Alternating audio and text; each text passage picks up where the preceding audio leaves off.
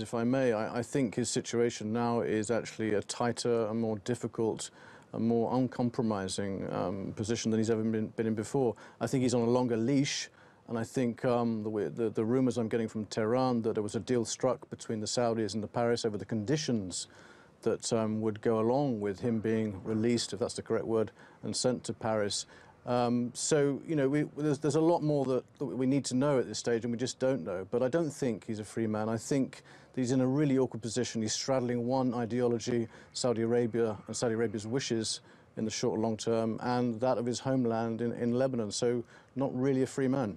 So give us a sense of his homeland there in Lebanon. How are local media reacting and reporting on this?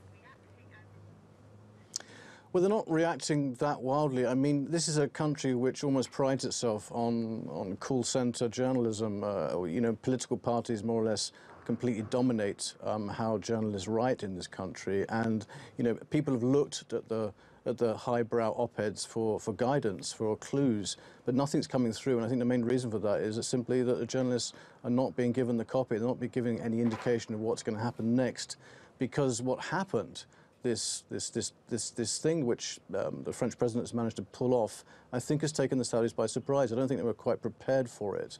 And as a consequence, they don't really know what the next moves are. So we'll have to wait and see. The journalists here tend to be obsessing over very small details about whether Mr. Hariri has his cherished iPhone watch or not.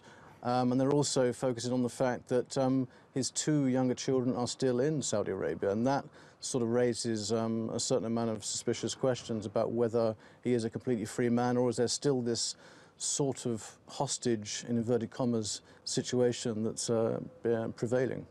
Now, Martin, what so far do you think that we can take away from Hariri being in Paris right now?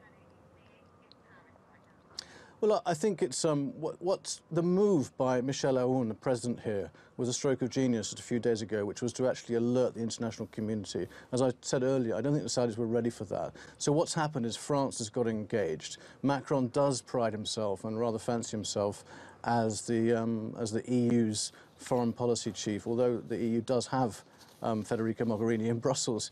You would have thought she would be taking this role. So he stepped into that in the same way Sarkozy did, who got very much involved in North Africa and Middle East affairs. So it's become international. And the fact that it's become international, I think, does release some of the tension here, because the Saudis now have to rethink and they have to be more careful. The capricious sort of shooting from the hip moves of Mohammed bin Salman may need to be addressed.